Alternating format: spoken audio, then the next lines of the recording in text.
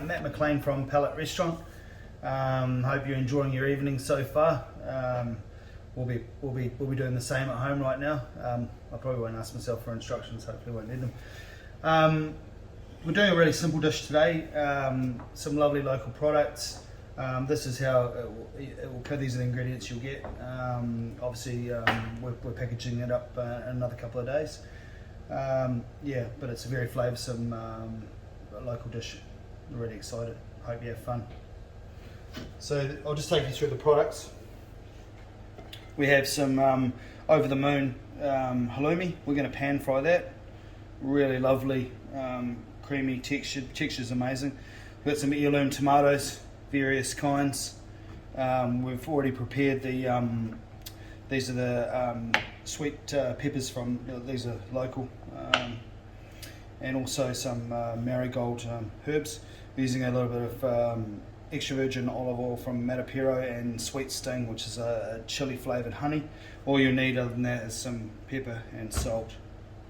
Okay, we'll get into it. Tried to keep it nice and simple.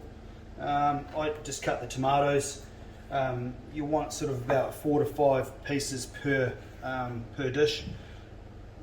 Up to you, the sizes you cut them. It's not critical. I'm just going to cut them into different shapes.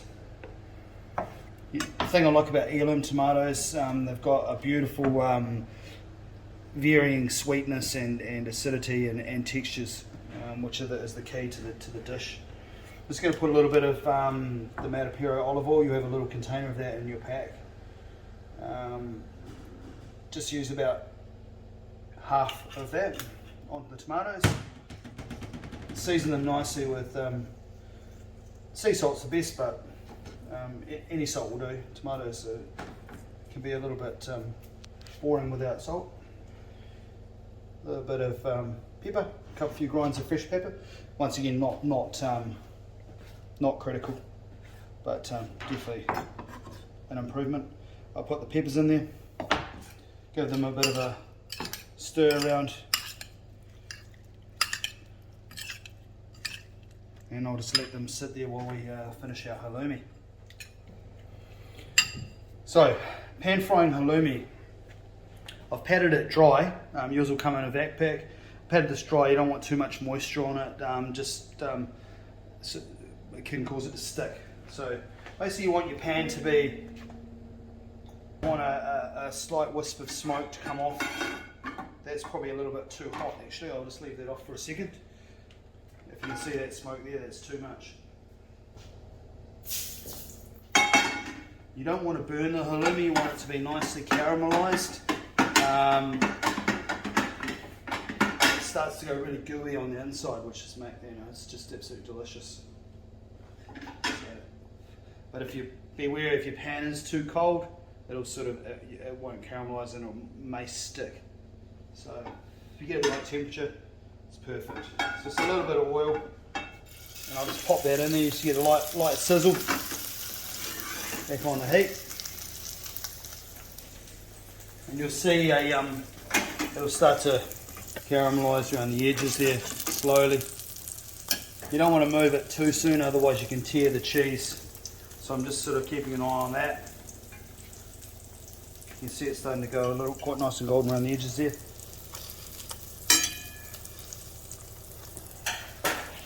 Actually, if I had the right tools, it would be easier. So a little bit of a fish slice is a good idea. There you go, look at that. Beautifully caramelised.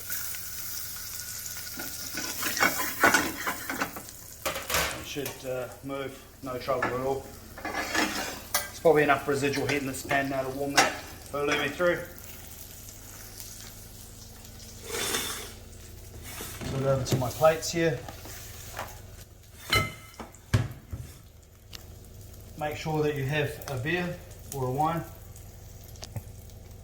to assist you with your plating. Okay, now that cheese is nice and gooey and soft. It smells amazing. Very hot. So I'm going to put that straight in the middle of the plates here.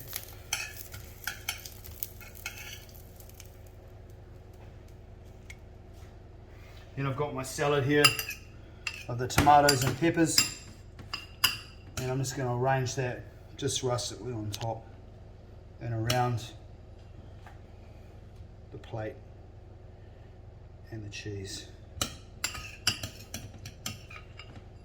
Use them all.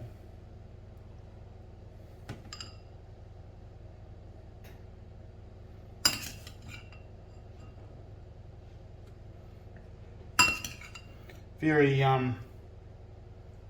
late spring, early summer kind of dish.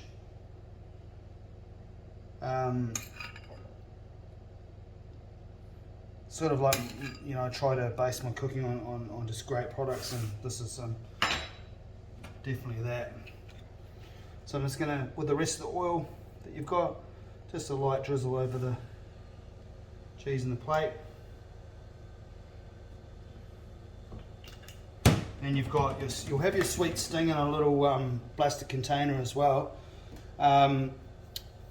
Just drizzle that around and about over the cheese.